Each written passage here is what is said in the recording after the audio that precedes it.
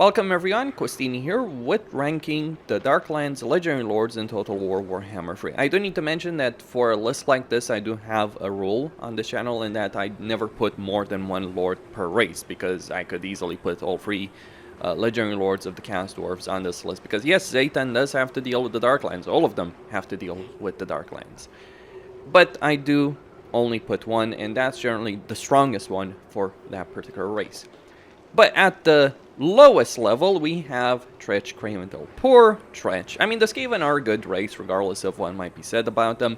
But the problem is, Tretch might as well be a generic Legendary Lord for a Skaven, because his playstyle just doesn't really work within the context of the game. Let me explain. His faction benefits give him an improved Scurry Away. Now, what does Scurry Away does is give you a speed benefit when your leadership is wavering or lower. Tretch's Scurry Away gives them a damage resistance of 10%. It's effectively a melee benefit for the Skaven units, because if you have range units, you ideally don't have the enemy touching you in melee, because it's going to be GG regardless. So it's a melee benefit, in particular for Storm Vermin and Clan Rats, because he also gets additional armor, weapon damage, per unit experience for all Clan Rats and Storm Vermin. Then he gets Encourage for Storm Vermin, which also gives units around them a leadership buff. That is good, and Storm Vermin are certainly good melee units. The problem is they're kind of pricey. They cost 260 free to maintain, let alone the cost that it requires to even recruit them in the first place. And they're not the best melee units in the entire game either. There are much better melee units in the entire game. The only significant benefit that actually works is the fact that you get for 3 turns when you declare war. I'm not sure if this happens when someone declares war on you, but when you declare war, you get an ambush success chance, vanguard deployment, menace below, and enemy reinforcement time.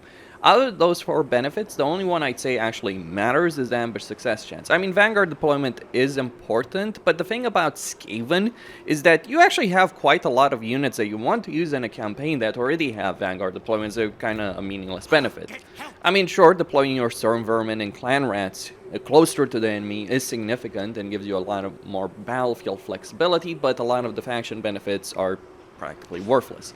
The reason they're worthless is Skaven melee is just really not worth using, at least when it comes to infantry. Like, there's the monstrous units, you could consider the Plague Monks if you're playing Skrulk with all the benefits he gets, but like Clan Rats, Skaven Slaves, or even Storm Vermin just aren't worth using. I mean, Clan Rats, look at his Clan Rat. It has 25 armor, 45 leadership, kind of pathetic melee stats, and not necessarily that great weapon strength. So just improving a Clan Rat's ability in melee is not really going to work that well. I mean, yes, you can spam vast armies of these. That might not work so well, believe it or not, if you're playing as Tretch, for a number of reasons. But the low cost, of course, of Skaven Slaves and Clan Rats is certainly something the AI Skaven uses to its great advantage. If you've ever played against this Skaven on Legendary difficulty, then you know that each Skaven Legendary Lord, and even a minor faction with a single settlement, is going to produce like 3-4 armies full of Skaven Slaves and Clan Rats, but they're pretty pathetic.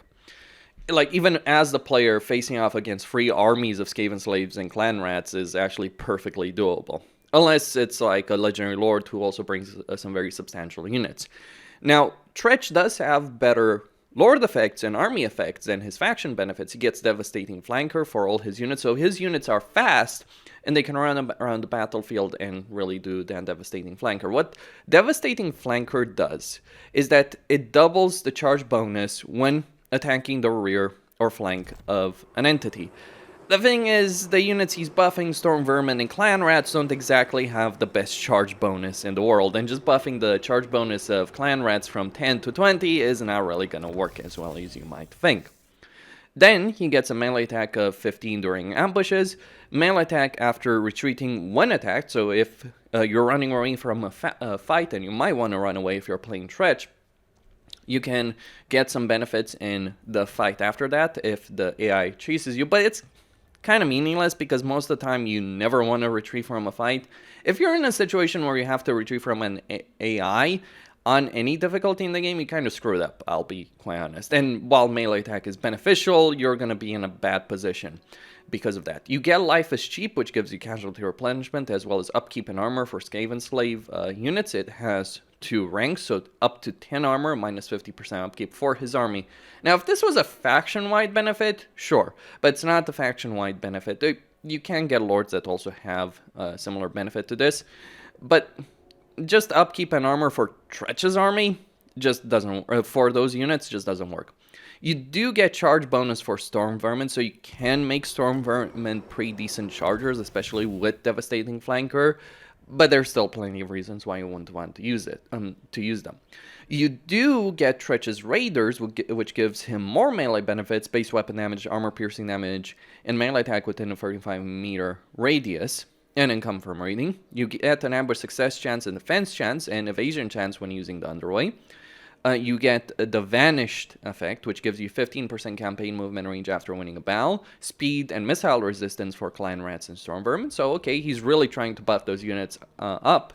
He also gets an improvement to Stay Here and I'll Get Help. Now, the thing is about Stay Here and I'll Get Help is that it's a leadership benefit for allies in range. That's nice, considering that Skaven melee units really don't have that great leadership. But he also receives stock and on spot well, so it's like he's supposed to be running around the battlefield. Like, Tretch is just not that great of a melee combatant. Yes, you can get magical attacks. Yes, you can get armor piercing damage. Yes, you can get regeneration and even more casualty replenishment. But he's not going to stand up to a proper melee lord. Like Grimgor, for instance, or even Imrik or the Cast Dwarf Legendary Lord. So Tretch, while he's certainly decent in a fight, his faction effects just don't work. The reason they don't work is while you can certainly spam Clan Rats and Storm Vermin against your enemy, that is the worst decision to make as a Skaven. Even with all the benefits Tretch has on a faction level and in his army, buffing melee, going with melee units is the worst decision you can make. The better decision, if you're playing Skaven, is to do the following thing.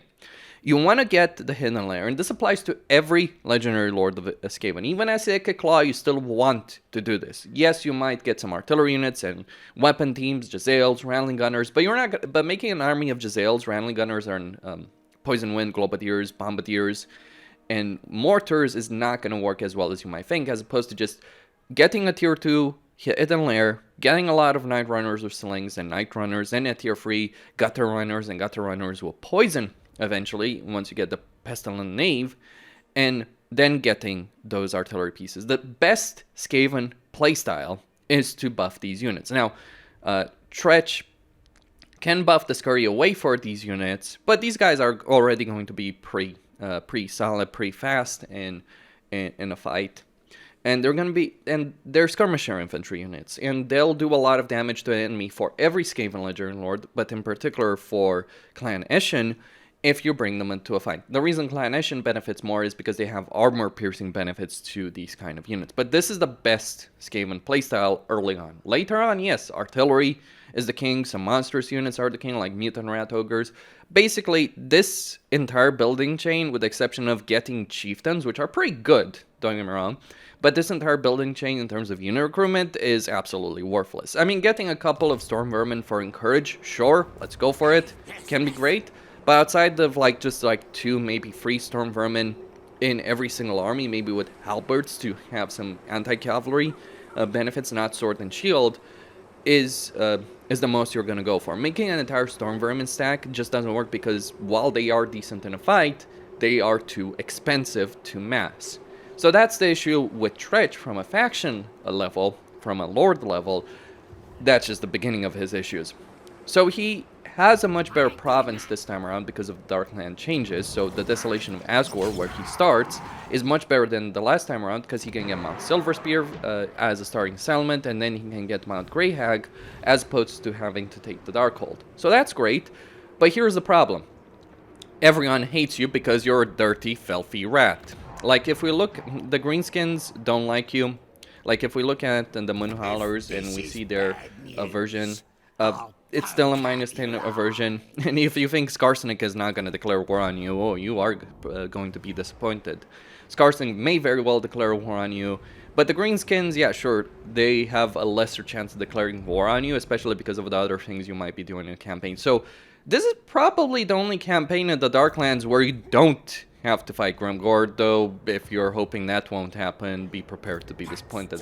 As I mentioned, Skarsnik and Grimgor likely will declare war on you. No one No one likes the Skaven in a campaign. The Dwarves, significant aversion. The Chaos Dwarves, fun fact, the Chaos Dwarves have a minus 60 aversion against the Skaven. The Elves, very significant aversion as well. So everyone from Drazhoath to Imrik to Skarsnik to Grimgor, all of them hate you. It's one thing to fight as a powerful legendary lord as, say, Drazhoath, to fight against Imrik, Tretch, and other legendary lords. It's another thing where you're basically just a generic legendary lord for a Skaven to fight those enemies. It is going to be a pretty brutal situation to deal with if you're playing as Tretch. Another problem is, okay, so you take your initial province, and then guess what? You have to deal with Drazhoath because he's going to declare war on you. Here's the issue that comes with Drazhoath. He has an artillery piece over here in the Black Fortress that gives him an army ability for all armies in basically his initial province. So when you're invading his territory, when you're trying to take the Black Fortress, or your mass clan rats and Skaven slaves, if you decide to do that, they're just going to be target practice for Drazhoath's nuclear weapons. Yes, Drazhoath has nuclear weapons. That's basically what the prototype Mega Mortar does. It's not quite the Doom Rocket the AK Claw has, but it can sure do a significant amount of damage. So all those units, those very cheap units just that you're trying to mass against Drazhoath, yeah, they're going to end up being splattered on the floor if you try and do so. That's another reason why the Clan Rat Storm Vermin meta, if you try and use it, is going to end up going poorly for you. Let's not even talk about Imrik. If you try and throw Storm Vermin and Clan Rats against Imrik, unless we're talking about the Halberdier version, he's going to eat them alive. Especially since you can't just rush Imrik, so Imrik is likely going to be able to get his Dragon Mount in his campaign and unlock his armor, unlock his special skill line, and then Imrik becomes absolutely insane. I mean, he's difficult to take down for even far more powerful legendary lords than Tretch. You're going to have a hell of a time to deal with it. And then you get a wonderful situation where you encounter Gorst, where you encounter Imrik, Rhesus. Enjoy playing this particular campaign. And don't forget that these guys over here in the Desolation of Asgore, in the Wolflands, are likely going to declare war on you as well. In the Tower of Gorgoth over here, the Overlords here, who are kind of like a rogue Chaos Dwarf faction. They're a minor faction, but they're still going to throw a lot of things against you. You know what's even worse than everything I just mentioned? How the Chaos Dwarves are played by the AI, because funnily enough, the Chaos Dwarves, the way the AI plays them on a high difficulties, they kind of play them like Skaven do. So they get, or Greenskins, in that they get a lot of armies of cheap units. Well, guess what? The cheap units, the Orc Labor units, the Hobgoblin units that the Chaos Dwarves have are far more powerful than your Skaven slaves and Clan Rats. Like, Orc Laborers will win against Skaven slaves and will win against Clan Rats because they have a significant amount of armor piercing. Most of their damage is done through armor piercing. They will have better leadership than you, especially when against the AI, and they have quite a bit more HP than your guys. Like, look at a Skaven slave with spears. Yeah, they have a 9k, but laborers have actually more HP than that. They even have more HP than regular Clan Rats. They have 10k HP. So enjoy dealing with the greenskin laborers that Drazhoath is going to throw against you, minus, beyond the Kadai, beyond the blunderbusses, the Chaos Dwarf Warriors. Enjoy dealing with that particular army. It is going to be absolutely insane. So, Tretch, the worst legendary lord in the Darklands, one of the worst legendary lords in the game as well. Yes, surprisingly, at number 4, we have Drazhoath the Ashen. Now, Drazhoath, as I see it, he's the strongest legendary lord of the Chaos Dwarves. He has the most amount of potential in his campaign, partly because the Black Fortress is such a major route for Cathayan caravans, and you can get so much labor and money through raiding Cathayan caravans. And he does start with that nuclear weapon in the prototype Mega Mortar from the very start of his campaign, and a tier 2 settlement. However, Drazhoath does have a lot of issues in his campaigns. Tretch hates him because for whatever reason, even though Skaven only have a minus 25 aversion against Chaos Dwarves, Tretch actually likes the Darkland Orcs. So when you wipe these guys out, Tretch is going to despise you, so you're going to have to deal with Tretch. Then you're going to have to deal with Imrik. Though it is the smarter decision to actually go after Imrik first. Even if Tretch takes the Darkhold from you, which he likely will, it actually is the far smarter decision to go deal with Imrik, because if Imrik becomes a major issue, If Imrik gains too many levels, he's gonna become nigh on unstoppable. Whereas Tretch, yeah, he's throwaway meat, more or less. He's gonna throw a lot of Skaven slaves and clan rats, but still, it is something you can deal with. Now, Drazhoath does get an armament output benefit, an armament cost reduction for increasing unit capacity in the Hellforge, raw materials through the Greed of Asgore, barrier through the Ashen, a benefit to the Flames of Asgore. He has a lot of power in his army on the campaign side of things, even from his starting position. But he's basically in the middle of the Thunderdome 3.0. The Thunderdome 1.0 was in Lustria in Warhammer 2. 2.0 was in the Southlands, or rather in Khemri, and that still continues. Now we have the third version of the Thunderdome. Welcome to the Thunderdome. One Chaos Dwarf, one Elf, one Skaven, and one Vampire enter, and only one man leaves, or creature leaves, really. One person. One being, if you will, leaves this alive. Now, the Ogres to the south also hate you, Gorst doesn't like you, Greasus doesn't like you, you're kind of screwed in a lot of ways. And these cast dwarves in the Tower of Gorgoth also don't like you. All of them dislike, like every faction around you dislikes you for one reason or another. And if there's any lesson for anyone that's played on Legendary difficulty, is that if factions even dislike you to a tiny amount, they're quite very likely to declare war on you. And that is going to be a fairly substantial problem for Drazhoath to deal with. The worst part is what happens even if you deal with all these factions, because you can beat Imrik and Tretch and Gorst. Certainly not as easy as I might make it out to be, but the problem is you're the only Legendary Lord of the Chaos Dwarfs who can't quickly defeat Grimgor. So Grimgor is going to come barreling down from the mountains once he takes out his initial province, maybe some more territory over here as well, like, because he can take the Bone Road pretty quickly as well. He can take the Ancient Giant Land. So you're not going to be dealing with Grimgor with an entire province like Astrogoth or Zaytan will. No, you're going to be dealing with Grimgor having control of 2, maybe even 3 entire provinces. That means more armies. That means more economy for him. He's just going to be an absolute menace. Because it's one thing to deal with Grimgor in the early game like Kholek or Astrogoth or even Zaytan if you decide to do it. Though it's actually kind of worst thing to have to deal with Grimgor for Zaytan, just because Zaytan wants to head east to deal with Cathay. He doesn't want to deal with Grimgor. It's a major issue in his campaign. It's one of the reasons he's not on this list as opposed to Drazhoath. Like, I feel like Zaytan could have the highest potential, but it's like, practically speaking, Drazhoath has more potential than he does. But yeah, you're gonna have to deal with the full unmitigated power of Grimgor. Grimgor is ridiculous. By turn 10, he'll be rank 10. And he'll also have 3 armies, or two armies with like half a stack or 12 units in the third stack, all ready to go.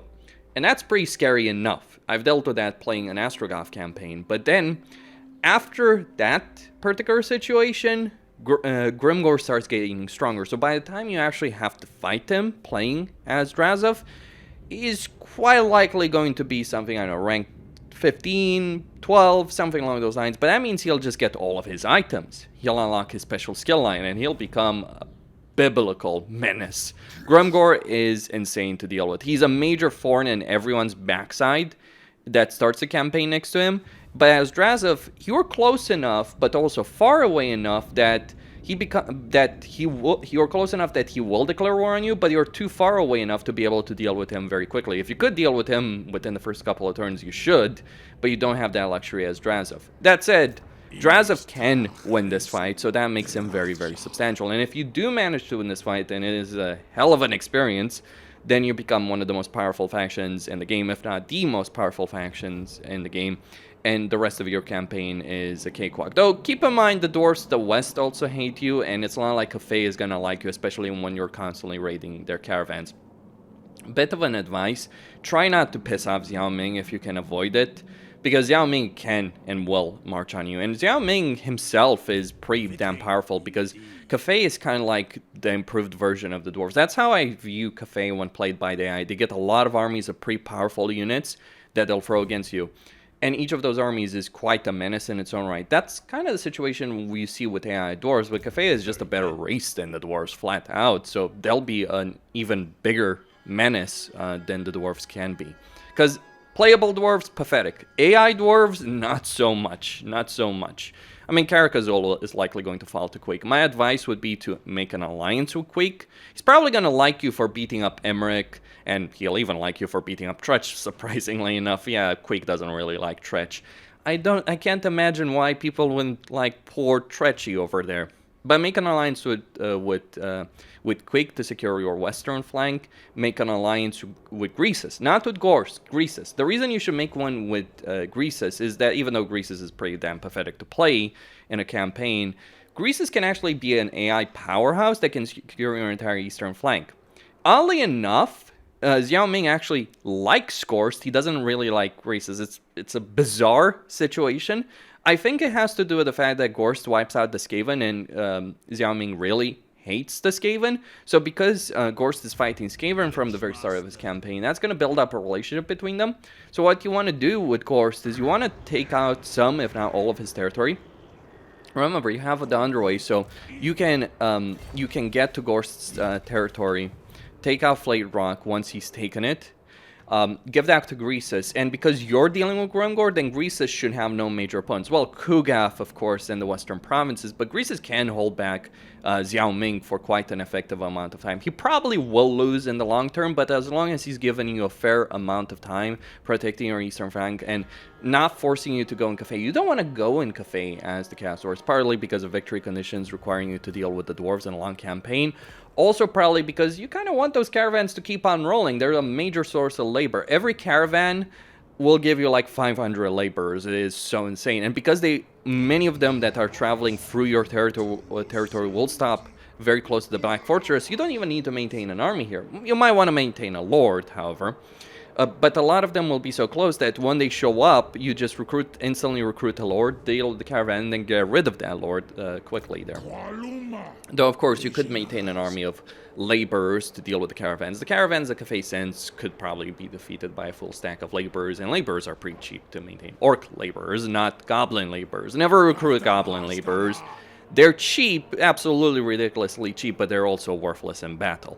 Very worthless in battle. The only reason you should recruit goblin laborers is if you want to raid the territory of the Conclave, because they won't, the servants of the Conclave, because they won't declare war on you, apparently, and you can raid their territory for a huge amount of laborers if you get full stacks of goblin laborers, apparently.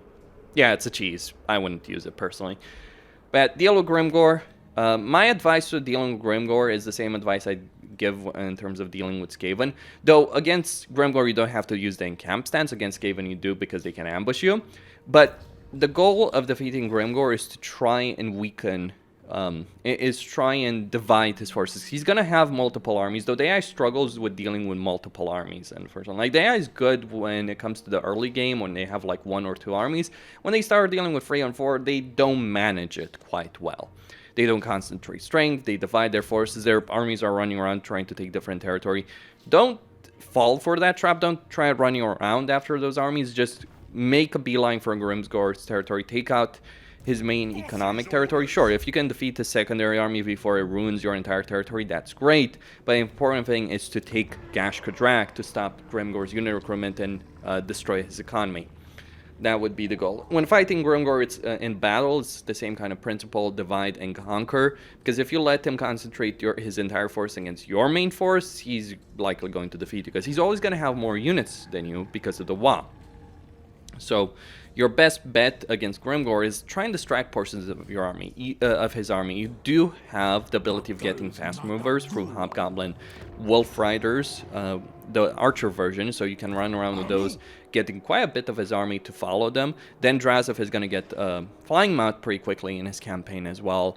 And then you also have Gorduz, who actually is quite durable as a legendary hero. He won't do too much damage, but you can run around with Gorduz to frustrate Grimgor. The best situation that you can encounter when fighting against Grimgor is if he's running around the battlefield like an idiot, and his army is about to gain to a front line, because that way you can defeat his army and Grimgor will be just driven off the field. Back, Drazhoath, rank 4 of the Darklands Legendary Lords.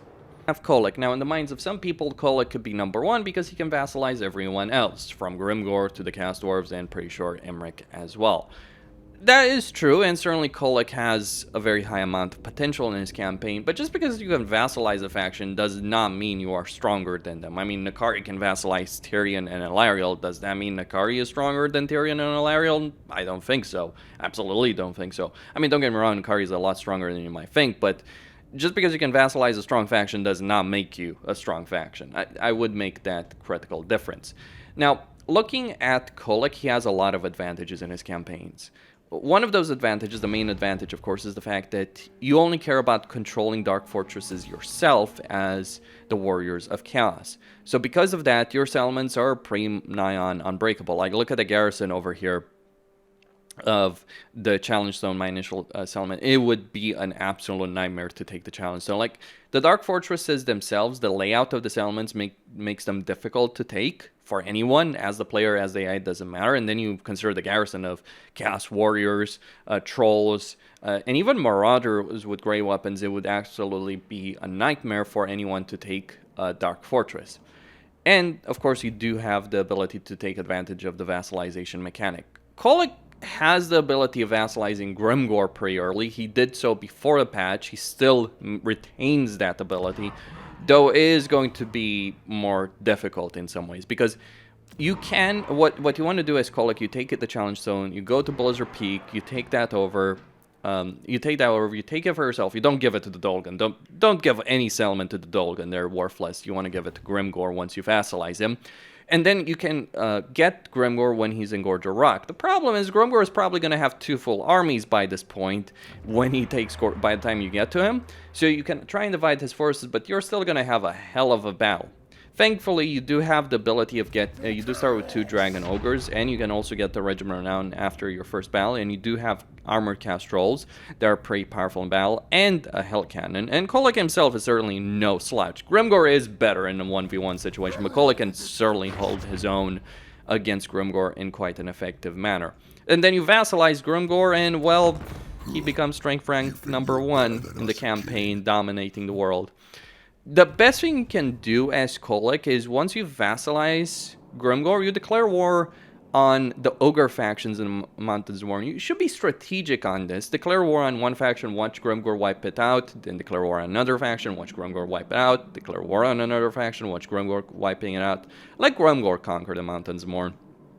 Like in this case, I deliberately declared war on Xiao Ming, and Grimgor is about to invade Grand Cafe with 3 full armies with Was attached to them, maybe even 4 armies with Was attached to them soon enough, or 5, 6 armies attached to them. It's turn 46, granted, but this is the power of Grimgor as your vassal. Meanwhile, what you should do in this campaign is take some territory for yourself. Like over here, I've made Archaon my vassal. That was a particularly nasty fight. Actually, it wasn't quite as nasty because Archaon only held 1 Dark Fortress by the time I arrived him, so I just took his fortress. I didn't even have to fight his army to defeat him. Vassalized him, so now Archaon is in the position where, yeah, he can do the same thing that Grimgor is doing over here. Like what Grimgor is doing in the east, Archaon can do in the north. Vassalize Astrogoth, though I think Chaos Dwarves are actually pretty poor vassals. The reason is they tend to not build towers when they take over settlements. So Astrogoth took over this entire province for his own, but he's not building a tower here, so that's going to limit his hero recruitment and unit recruitment. For instance, here I took out Zaytan, vassalized him, and gave him the Valkyrie, but he's just built outpost, unfortunately, over here. Maybe if I take Bloodwing Keep from Village and give that to Zaytan, he'll do something better with it. That means it's best if you leave the tower as the last settlement to subjugate, because when you subjugate, you're not lowering the level of a settlement. What you're doing, you're going to keep it as it is, and the AI is going to keep it as it is, which is something you want to do. You want powerful vassals if you're playing the Warriors of Chaos, by the way. You don't want the small, pathetic, meaningless factions. I mean, if there is a faction attached to a Dark Fortress, fair enough, like the Cole, for instance, or the Dolgan. But outside of that, don't bother with the minor factions. Vassalize the strong factions. Yes, Kholek does get more benefits with the more vassals you have, but just having like 3, 4, 5 powerful vassals is far more worth it than a dozen weak, pathetic vassals. Like over here, Drazhoath would be my next target in the situation. You do get the benefit in terms of Dragon Ogre recruitment, and also there's a lot of trolls available in Kholek's vicinity. Now, trolls are a very substantial unit to get early on because armored cast trolls are pretty damn good. They have a lot of armor, not necessarily the best leadership, but really powerful leadership stats, and you can obviously get quite a few units. Like this army right here with Chaos Spawn and Trolls is quite strong in its own right. But to be honest, Warriors of Chaos are boring as dirt, so I would not recommend playing a campaign as Kholek. Yes, it is fun to unleash that tidal wave of Grimgor. Like, think of this fact. Grimgor is already an enormous powerhouse in the campaign when played by the AI. You actually make him stronger if you vassalize him. The reason you make him stronger is you direct them, in a sense, to go to war against certain factions, because very rarely will a faction declare war on you as the Warriors of Chaos, especially when you start getting a couple of vassals in your campaign. So you're the one who gets to decide the course of a war. So if you keep Grimgor focused on one or two opponents, he's just going to annihilate them on Legendary very hard. And you'll also make a ton of money while he does so. Like over here, Grimgor is generating me almost 5k worth of income as my vassal. I mean, there are some others that are obviously generating a decent amount, but not the minor factions. Like the minor Norscan factions don't generate me a lot. The Disciples of Hashut seem to be starting to generate quite a bit. Granted, Grimgor is obviously going to generate me the most because he's built up quite a substantial amount of territory. Like the more, it's better to have a couple of powerful vassals that take a lot of territory because your income is going to skyrocket with those vassals. But yeah, Kholek pretty strong in battle. Pretty easy quest battle, so you can get his quest item Star Crusher pretty quickly, and it's a pretty good item because of its ability, partly because of its ability, partly because of all the stats it has, including magical attacks. You also get Lord of the Storm and Storm Rage, which gives Tempest Rage and also Storm Rage, the Storm Rage ability for Dragon Ogres and Dragon Ogre Shagoffs in Kholek's army. Kholek, really powerful, but kind of pathetic when you're playing against him. Like, he isn't a major struggle to necessarily defeat in a campaign because Warriors Cast just don't take advantage of their faction strengths. One annoying thing I would say about Kholek is that when you're looking at Dark Fortresses, you may not know what the landmark in a Dark Fortress would provided, because there are landmarks in Dark Fortress sites, but you won't necessarily know until you've taken it over. It might have been changed with the actual live version of the patch, but pre-release, which I played this campaign pre-release, you couldn't see. So there's some annoyances. You might have to take a lot of those Dark Fortresses yourself. It's great, though, that you can take Zarnagrund, and it is a Dark Fortress, and it has a huge amount of power to it, though you might want to also give Zarnagrund to Astragoth, because he would benefit from it a significant amount as a Chaos Dwarf. Though, if you do trade him, Zarnagrund, let me just give you this idea of what happens when you do so. He's going to give you every bit of coin he has, but the problem is he's not going to build it up as a Dark Fortress, as a tower. So maybe the thing is, if you're going to give these kind of settlements to the AI, maybe you want to raise them to the ground or abandon them, and then order the AI to occupy them so they take them as a tower. Because it seems like if you're trading a settlement, a Dark Fortress or a provincial capital to the Chaos Dwarfs, they're not going to take it as a tower, which they should. They need that unit recruitment benefits from that. So just some things to bear in mind of that. But yeah, Kholek has a lot of power in his campaign. And it has a pretty direct campaign path, and very few factions are going to declare war on him. Zaytan is, you start with an Inauguration Pact with Zaytan. Grimgor is your major fight. If you can defeat Grimgor as Kholek, you've won the campaign. Everything else is mop-up. At number 2, we have Imrik. Imrik, who has suffered so much in the history of Warhammer 2 and Warhammer 3. In Warhammer 2, the problem was that he couldn't trade with other factions that he could trade, the High Elven factions back in Ulf 1, until he got the port in the Western Badlands. And even then, you needed to maintain a direct line of territory from the Fortress of Vorag to the Western Badlands, which was easier said than done considering all the factions that stood in your way. He also started a war pretty quickly with Clan Ishin, which is never a fun situation to deal with. Like, Snitch is the kind of legendary lord, when you see him in battle, he is very difficult to kill, and he can kill you. Thankfully, you no longer have to deal with Sinnelleos early on. In fact, while you do have to deal with some very substantial factions like Drazhoath pretty quickly, you have the ability of beating them and then gaining a significant amount of campaign power.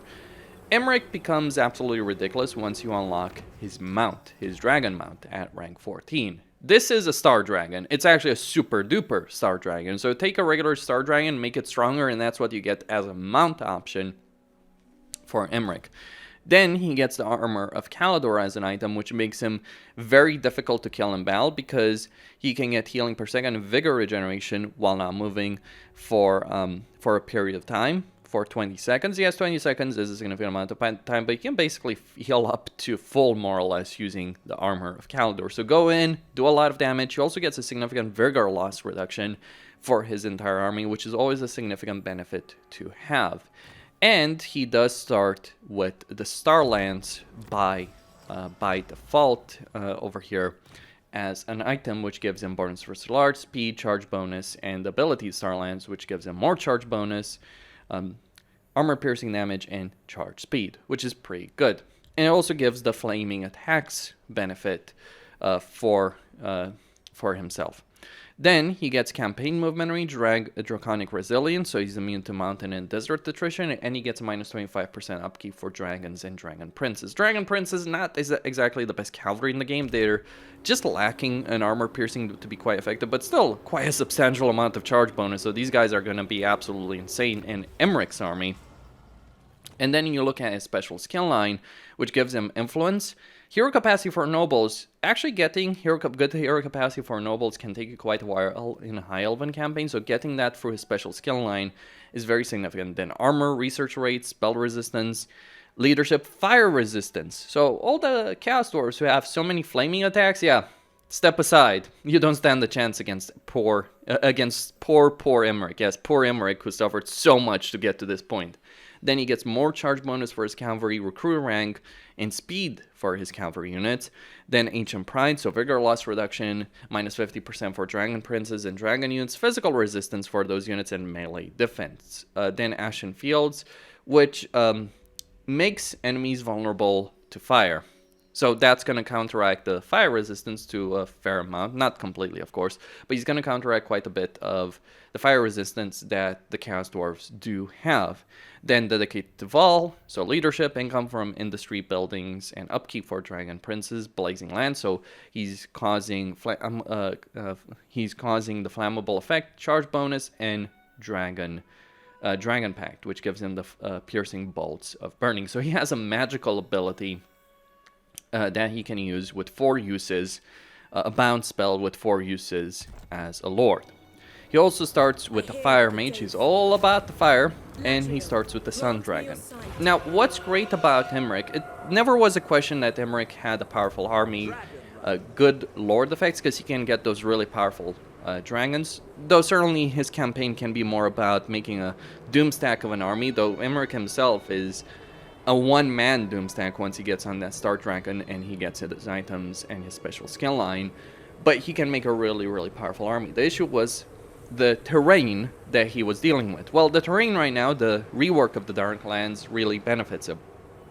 So in his starting province now, he gets 2 landmarks. He gets the Tower of the Bloody Tooth, which gives him income, construction cost, a bit of vampire corruption, but not really an issue.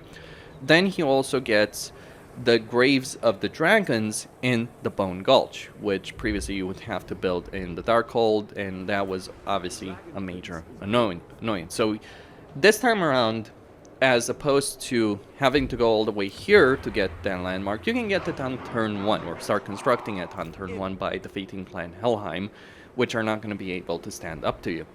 After that, you might want to deal with the ogres quickly so they don't prove to be an annoyance in your campaign, because they're likely going to declare war on you, or you can force march your way against Drazhoath before Drazhoath becomes an issue. Now, of course, Drazhoath does have that nuclear option, but you can just spread your units around. Unlike the Skaven, who need to mass units, your individual units like Imrik, the Mage, the Dragon Princes, and Sun Dragon are more powerful than most of the units that Drazhoath has in his army, with the exception of the Fireborn he starts with. He's more powerful than Drazhoath, and then you deal with Tretch. Of course, Tretch might raid your territory, but you can easily defeat Tretch. It's not really an issue, and then you can decide what you're going to do. I'd probably say that doing what Drazhoath does, which is making a deal with Greases, might be in your interest, or making a deal with Cafe, though bear in mind you might want to take the Black Fortress and raid Cafe and Caravans yourself in this particular context. Though you can certainly have a very happy coexistence with Cafe, so maybe make a deal with Gorst, because Gorst apparently Xiaoming apparently likes Gorst for whatever unknowable reason. And after that, just go deal with everything else. You are actually one of the few Legendary Lords in the game that can stand up to the might of Grimgor. You won't have as many units, but the basic units of the High Elves, their Spearmen and Archers, are quite strong, far stronger than anything Grimgor can recruit early on, with the exception of Trolls. You'll defeat nasty Skulkers if you can see them before they charge your line. If you spot them, then you can defeat them. With your Archers, they don't really have a great deal of armor.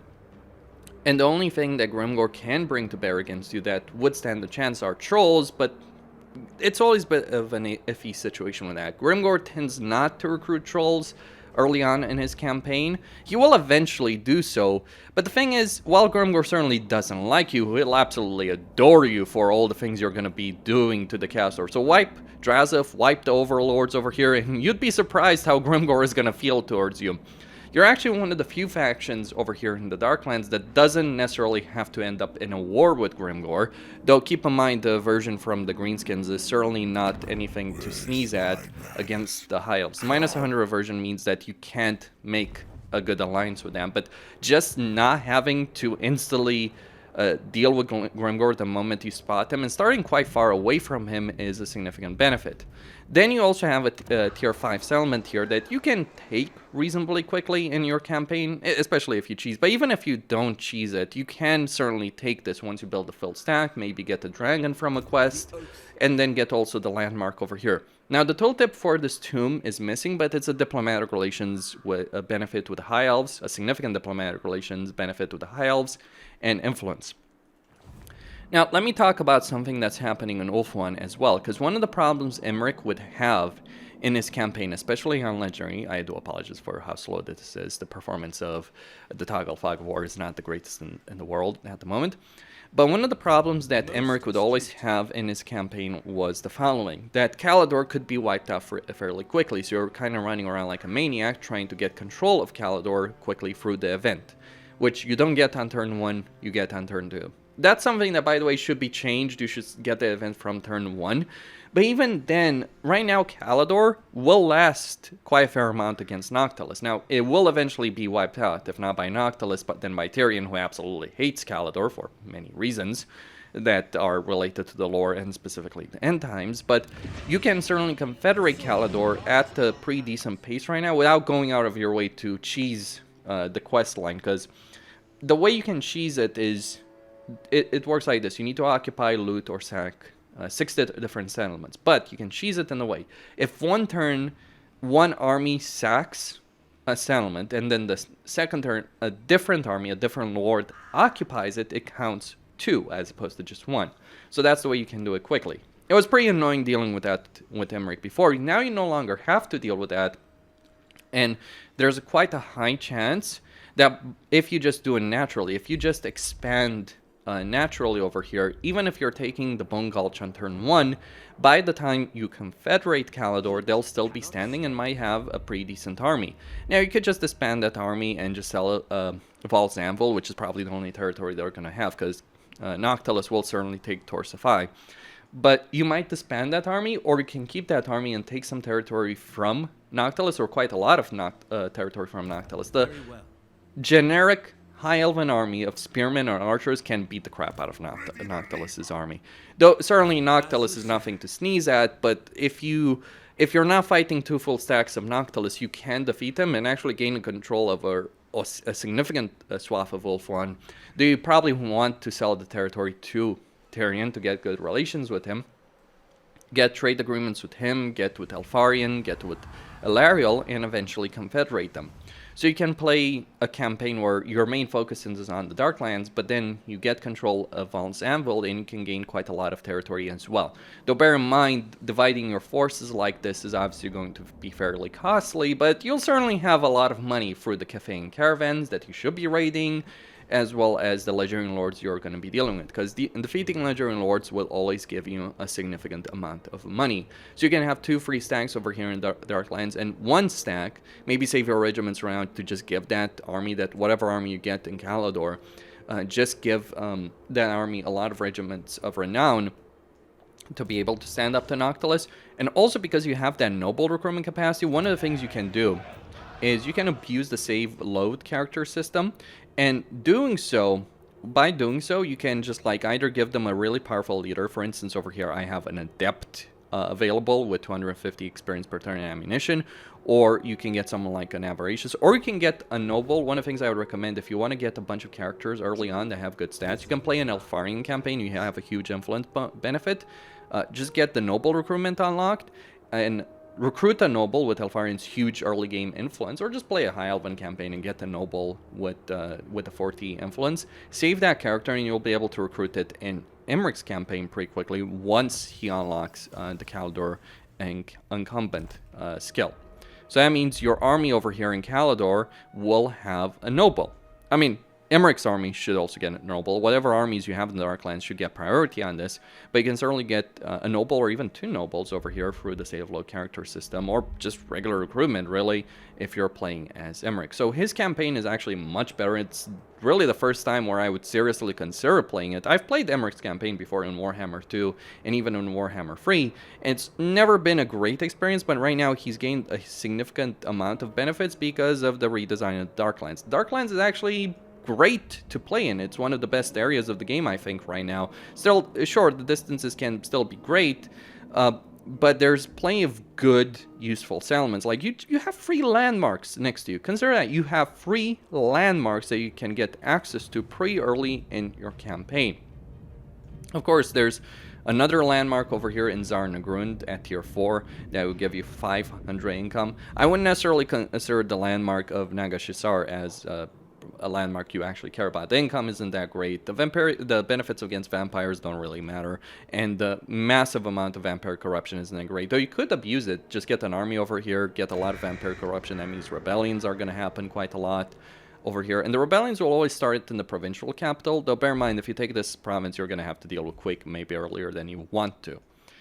But yeah, Imrik's campaign has a lot of potential right now. I would say it's actually better than Elfarian's campaign if he has to deal with the balance, because Elfarian can't take mountains, you can take mountains, so that means you can expand across this entire territory, and Ulthuan is also pleasant climate, so if you dedicate quite a lot of money potentially in Ulthuan, or split your efforts, you could even gain control over all of Ulthuan and the entirety of the Darklands and the Badlands and the mountains, if you'd so desire in this campaign. So this campaign actually has a lot of potential right now, at least in terms of territory. Alariel, Tyrion, and Alifan are still better campaigns, but I think for now, at least in terms of campaign potential, is probably better than Elfarian. Sure, Elfarian has his own major benefits between the units he can recruit and the cage and the influence experience and money he can gain from that cage, but Imrik has a lot of potential right now for the dragons he can recruit, or the faction-wide benefits he can get from those dragons, or the influence he can get from those dragons as well if he interacts with them. You don't necessarily want to fight the first dragon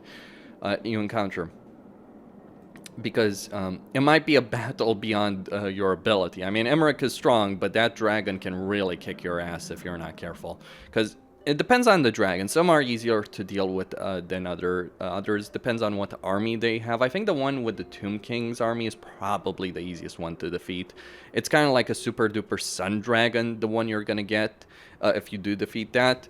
Really powerful, great ability. Like, when I say super duper sun dragon, I mean in the sense that it's better than a star dragon. Like, sun dragons are the weakest dragons. You might get the special version that's more powerful than a star dragon. You know, it's a bit of a shame that Imrik, I don't think he ever gets those special dragons when he's played by the eye, but he's still certainly a major threat to deal with on the campaign map. So, much better campaign. Great deal of power. He always had the power. He was just hurt because of his campaign situation, the terrain he was dealing with, the enemies he's dealing with. I mean, sure, you still have to deal with Drazhoath, absolutely, and it's going to be an annoyance dealing with that Dreadquake Mortar. I'd probably sacrifice a unit just to take the ability and spread my units around until Drazhoath uses that ability. Maybe bait him to use that ability, and once he does it, yeah, you can fight the proper battle with -1 less unit. That is a bit annoying, but is perfectly winnable, and then you can obviously expand and become really powerful and deal with Grimgor, though you may not have to deal with Grimgor as much as the others. Finally, and number 1, you have Grimgor Ironhide. Of course, it was going to be Grimgor. I think Creative Assembly has a certain love and bias towards certain characters, and I think they do absolutely love Grimgor. It was kind of funny watching their patch notes video where they just included him just to mention he's greener than he was before. It is a bit hilarious how powerful Grimgor is. But what makes Grimgor so incredibly powerful on the campaign map? What makes him such a mega threat? Well, if you're not noticing the fact I took Zarnagrund on turn 11, well, that's on you, but let me just mention this. You can obviously cheese it and even take it by turn 5 if you're using the nasty Skulkers with their stock to just capture the victory point and completely eliminate the army here. But you can do that. You can also do that as Imrik with Shadow Warriors, absolutely, and with the Southern Settlement. But you can also genuinely defeat Gorf the Cruel pretty early on as Grimgor, something that Kholek would actually struggle with quite a bit in his own campaign. Now, here's what makes Grimgor strong. He gets campaign movement range, his WAS can contain Black Orcs, and he gets Black Orc, Big Boss, recruitment in all provinces. That's pretty solid enough. Grimgor, however, is a monster on the campaign map. He gets post-battle loot, armor for Black Orcs, leadership for Black Orcs, and the ability You're Next. The ability You're Next basically means you target a lord and a hero and you just tell that guy you are gonna die. And they won't run away because their speed is affected, their melee attack, melee defense is affected, so you just kill them, annihilate them in battle. Then you get Grimgor's Wa, which gives base weapon damage, armor piercing damage, and melee attack. So he's really focused on that Black Orc melee army, which is pretty damn good to use. Then his special skill gives him best of the best, so he gets melee defense and damage resistance if an enemy lord or hero presence is in ability range. It's kind of funny. So like when Grimgor is coming to play, he's gonna kill you. That is pretty insane. So it's very difficult to actually kill this guy in a battle. He gets more benefits for Black Orcs: leadership, armor, fear, terror, hit points, frenzy, yeah, speed. This guy is a lot faster than you might think. Then he gets 2 good quest items that gives him control in all provinces, as well as being pretty damn good items for armor piercing damage, melee attack, bonus versus large, magical attacks, corruption, post-battle loot, armor for the Bloodforge armor, ward save, an explosion. So if you try and tar pit Grimgor once he's gotten the Bloodforge armor, good luck with that. He'll just run away from that. And once he gets that 15% ward save, which you can do pretty early in his campaign, he levels fast when controlled by the AI or you. Now, Grimgor has always been a pretty powerful legendary lord, but what they've done with patch 3.0 has made them far stronger. All they did really was they changed his starting position from Saber Mountain over here to the Eagle Eyries as a minor settlement. And they also moved his landmark from Saber Mountain over here to Karak Vrag. So you no longer get it in Saber Mountain, you get in Karak Vrag. Now, here's what you need to know. Eagle Eyries starts with a barracks at tier 1 and it's a tier 2 settlement. So that means in 2 turns you can start recruiting nasty Skulkers, which are some of the most ridiculous early game units in the game. The reason they're so ridiculous is they're absolute monsters in melee. They have really good stats, especially if you research certain things over here, right? So you're getting a leadership, melee attack for them, recruit rank, armor, missile strength for all your goblin, archer units, melee attack for goblin, goblin units, scrap upgrades for those units. These guys become really powerful, especially if you get the Gabos skill over here for melee attack, melee defense, and melee defense. So these guys are pretty damn good in any army. Of course, if you get the Goblin Tide skill line, that's even worse with the Night Goblin Shaman. Unfortunately, or the Goblin Shaman, rather, lore choice. Unfortunately, that doesn't affect Night Goblins. If it did affect Night Goblins, you would never recruit any other Lord. Even then, it's like kind of worthless to recruit a Lord like this, but I did want the melee ability early on of an Orc War Boss as opposed to the magic of that. Now, starting with the Eagle Eyries, as I said, nasty Skulker recruitment, but then also Troll recruitment in free turns. So you can start building the Troll Cave early on from the very first turn, and in free turns you'll be able to recruit Trolls. Now, Trolls are amazing siege units. Even the regular ones. Yes, they don't have the best armor, the regular ones, but they can certainly hold their own very well when you throw them into a melee fight. Like, when you're attacking a settlement, the best situation you can have right now in Warhammer 3 is just having really powerful melee units that can break through the gates, monstrous infantry especially, that can break through the gates and just kill everything in sight. Ranged units won't kill these guys because ranged units suck at being able to fire in a settlement battle. So you get a really good province over here in Gashkadrak that you easily take because it's held by ogres, and ogres are meat. You start recruiting goblin archers for the first 2 turns, and you get more recruitment capacity with every settlement you take. So you're going to have a lot of unit recruitment. Like, just to give you an idea, over here, if I, with just this entire province, I have what? 1, 2, 3, 4, 5, 6. 6 unit recruitment. There, by the way, gets more benefits over here. But you can recruit 6 units in this province the moment you take this province, because every settlement gives you that extra recruitment capacity in a province. And the thing about the greenskins is a lot of their units are very, very cheap. Like their base goblin archers, which are pretty effective range units, are only 240 at this point. They're extremely cheap, they're pretty effective, they'll pack quite a heavy punch, they have decent enough armor even by default, even without the goblin tied skill line. Even more with the goblin tied skill line. And then you start going into nasty skulkers, incredibly good early game melee unit, not so great in the late game unfortunately. They stop they stop being useful, I know, like at turn 50 or so, that's the kind of the point when you want to stop using them. But trolls will always be good, or stone trolls in particular are always going to be good. Giant river troll hags always going to be good. So the greenskins are a really powerful race that thrives on aggression, and aggression is pretty important for any legendary lord, any race in the game. If you can be aggressive and successfully be aggressive in the early game, then you can gain a lot. And the greenskins thrive on that. I mean, just look at the situation. It's turn 11. I have 2 entire provinces, really 3 entire provinces almost, because I'm just going to march my army and take over the plains of Zar here very quickly. No one else is going to beat me in this situation, and strength rank number 1. Grom was pretty ridiculous. Grom is still pretty ridiculous, but he's limited by climate. Grimgor is not limited by climate. He was kind of limited because the Darklands territory wasn't worth taking before. Now it is. The Darklands is very much worth taking, and just being able to win a battle against Zar Nagrund is insane.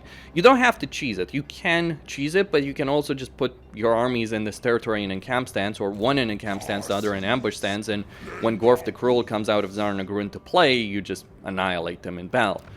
I mean, there's like 60 units defending Zar Nagrund, and you can genuinely defeat them without cheesing on the field of battle. Actually, taking the settlement, like if you were to launch a direct siege against the settlement if it has an army in it, that would be brutal, but you can lure the armies outside the settlement because they'll think, oh, we're much stronger, we'll defeat Grimgor, and then Grimgor wipes them out. The reason you can wipe them out in a direct battle isn't because the units themselves aren't strong, it's because Gorf the Cruel is pathetic. He's, rank 1 as a lord, he's a generic lord, so he doesn't have a special skill line, he won't have any benefits to his army. And the thing about his army is, yeah, he has Kadai Fireborn and Centaurs and all that kind of stuff, but with the Kadai units, if their leadership is broken, they start dying very, very quickly, and you can easily kill Gorf the Cruel in a battle. He's going to come on foot. Guess who's going to be able to eat him alive? That is Mr. Grimgor here. And once you do that, you get the tier 4 settlement. You loot and occupy it, so you'll gain a tier 4. This will give you the ability of recruiting all the hero types for the greenskins very, very quickly in your campaign. And once you do that, yeah, no one's going to be able to stop you. You can... Your army may not necessarily be as strong as Kholek's individual army, but you'll bring 4 armies yourself. Like that situation. Like I have 3 armies over here. What I'm going to do here in this campaign, if I were to continue playing it, I would take the Falls of Doom and Grimgor and then march with these 2 armies on Astragoth, while this army over here takes the Veil of Woe and maybe pay a visit to the Dripping Fangs over here, or the Overlords to take their territory and then start moving on Drazhoath. Depends on what I'd want to do in this situation. You gain a lot of money from sacking settlements and you have amazing growth, you also have the Wa mechanic. And another benefit if you declare war on Zarnagrund very quickly is you get, since Zarnagrund starts as faction strength #1 in the world at the start of campaign, because they do have 36 units or 34 units that they start with, because they start faction strength rank #1, you'll gain a really huge Wa trophy with a lot of rewards. In this case, 20% construction cost. And the construction cost of low-level greenskin settlements is pretty low. Like, just the amount of money I have in this campaign itself is bananas to begin with. Like, I could afford 5 more armies over here before I start bankrupting myself. I mean, I'm already losing money every turn, but holy crap. The thing is, there's also quite a few cafe caravans which will pass through this territory over here. I gained quite a lot of money because one march was next to Blackfang. Grimgor was next to Blackfang. Just wiped it out. It was the Celestial Loyalists. Then took Zarnagrund. If you fight the battle on the field, by the way, against Gorf, and then take Zarnagrund in a separate battle, you'll gain about 10k money from fighting Gorf the Cruel's army on the field, and about 10k, 15k, 20k from taking Zarnagrund itself. As a biblical amount of money. So you have a great starting position, a lot of potential. It is difficult, don't get me wrong, to do it if you're not cheesing it, and you can cheese it to make it much easier. It is difficult, but if you do it, holy crap, are you going and you're never gonna stop? Like, who could contend with Grimgor at this point? Which faction? Like, I could have an endgame crisis starting right next turn, and I'm not quite sure they'd be able to defeat me. I mean, they'd certainly put a dent with all their high-tier units in my army, but yeah, I'm at this point pretty damn unbreakable on the campaign map on turn 11. The sheer potential of this campaign from the very start is ridiculous. The way the Darklands are designed right now is ridiculous. Like, Azak still has the benefit that you can take over the Empire, of course, and make that work. But honestly, at this point, I think Grimgor is probably the best Legendary Lord in the entire game. Not just the Darklands, but flat out the entire game. I struggle to think of one that's more powerful. There are certainly some that scale better, like Grom. If you capture a lot of suitable territory, he does certainly scale better because of his Cauldron. But he does need to capture a lot of that territory. He has a harder time to do so, and a lot of the suitable territory is basically here in the Darklands, in the Battlelands as well. So he has to make his way from Ulthuan. Like, first you have to take Ulthuan, then you have to make your way into the Battlelands and Darklands, which is a very long journey that's going to slow you down. I mean, Warriors of Chaos obviously are always significant when you play them, but I think you have a lot more potential to build an empire across the world much faster than the Warriors of Chaos. Warriors of Chaos campaigns are slow, like powerful, but slow and pretty damn boring and dull. Like, you'll win every battle you fight as the Warriors of Chaos. You'll almost never lose a settlement. Or a major settlement, but your campaign is going to take longer than others just because due to the way the Warriors of Chaos are designed in terms of recruitment and their economy, they're just not going to be able to maintain a lot of armies very quickly. Whereas Grimgor, you will maintain a lot of very powerful armies early on. Like, even this army would win against Kholek. That isn't an exaggeration. Like, the nasty Skulkers are pretty good. I mean, the Trolls he has would obviously, and the Dragon Ogres would put up a serious fight, but pretty damn certain that between this army and the Wa attached to it, I'd be able to win that particular fight. And that is the saga of Grimgor. This is now Grimgor's world. It's his playground now, and enjoy dealing with him in the campaign if you're starting next to him. I actually don't know how things would shape up, because I haven't played the campaign in 3.0 outside of the Darklands. I haven't started any campaign outside the Darklands since 3.0 comes out. I'd kind of be curious to see how things would shape up. Who would win this fight in the long term? Like, which of the Legendary Lords that I've included in this list would actually come out up? Certainly wouldn't be Tretch. Imrik tends to do well, or tended to do well. Curious how he'd do against Drazhoath. Some people have mentioned that Imrik tends to win that particular fight, but I think it depends on difficulty. But I'd be really curious if Grimgor does what he's been doing ever since Immortal Empires comes out, which is carve out a massive empire for himself and become one of the strongest faction, if not the strongest factions in the game, or if he would be slowed down. Personally, I think that all the Chaos Dwarfs are just going to be a speed bump for him. The problem is the Chaos Dwarf economy is a delicate balancing effort, and the AI just doesn't handle that well. Anyway, Costine here, signing out. Don't forget to subscribe, like, and enable notifications, and stay tuned for more.